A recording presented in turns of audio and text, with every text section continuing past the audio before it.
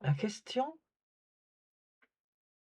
aujourd'hui, comme hier et comme demain, sera toujours: qui est coupable dans cette société où le mal et le bien se poursuivent? Et donc, il va falloir définir. La définition résoudra le problème. 2 mots à définir: coupable et innocent. Équivalent: bourreau et victime. Comment savoir qui a fait quoi? Généralement, la victime est considérée comme innocente, sauf si la justice prouve qu'elle est coupable. Le bourreau, lui, même s'il a été autorisé à faire son travail par la société, comme le bourreau qui guillotinait les gens sous la Révolution française, est coupable.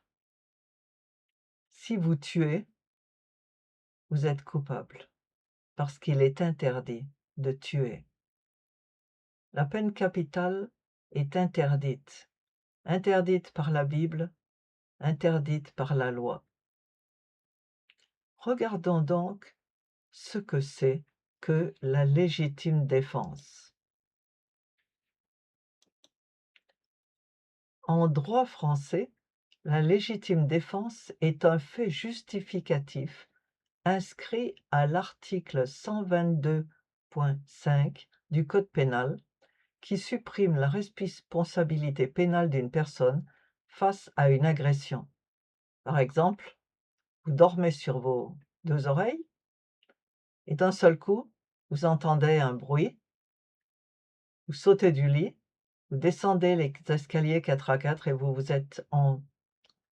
vous retrouvez face à un agresseur, un cambrioleur armé qui commence à vous poursuivre, qui vous met en joue. Vous avez le droit et le devoir de la légitime défense. Pour être reconnue par les juges, la riposte doit impérativement remplir plusieurs conditions strictes. Des critères cumulatifs très précis, définis par le service public et la justice. L'attaque subie doit être injustifiée.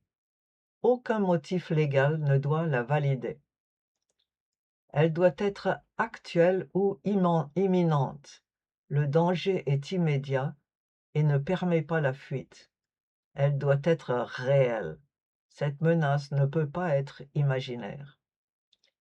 La riposte, elle, doit être nécessaire, c'est-à-dire qu'il n'existe aucune autre alternative pour se protéger. Elle doit être simultanée, c'est-à-dire intervenir au moment même de l'agression, et elle doit être proportionnée.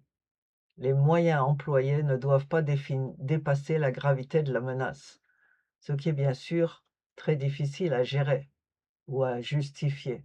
Par exemple, vous êtes menacé d'une kalachnikov, vous n'avez pas de kalachnikov à la maison, mais vous avez un couteau de cuisine. Si vous employez votre couteau de cuisine, on peut dire que cette riposte est proportionnée. La loi autorise la défense d'un bien matériel, mais interdit l'homicide volontaire. Alors, la victime, elle, est quelqu'un qui n'a rien fait pour amener cette agression. Et je vous encourage à juger de l'affaire au cas par cas. Tout ce que nous voyons autour de nous se simplifie en 2 mots: victime et bourreaux, coupables et innocents. Et rappelez-vous que vous avez le droit et même le devoir de la légitime défense. Vous avez le droit de vous défendre.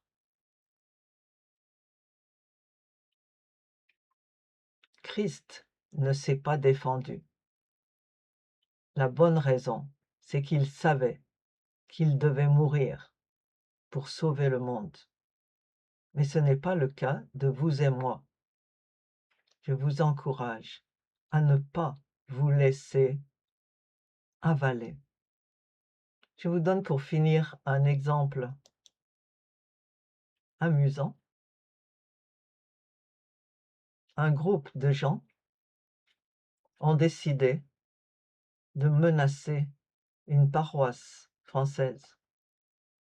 Ils se sont rassemblés devant la paroisse avec un micro, des mégaphones, et ils ont commencé à faire du bruit.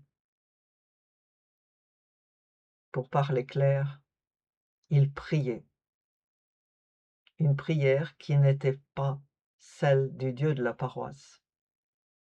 Les paroissiens ne pouvaient plus supporter ce bruit, parce que ce n'étaient pas que des gens qui parlaient ou chantaient, c'était des micros et des mégaphones.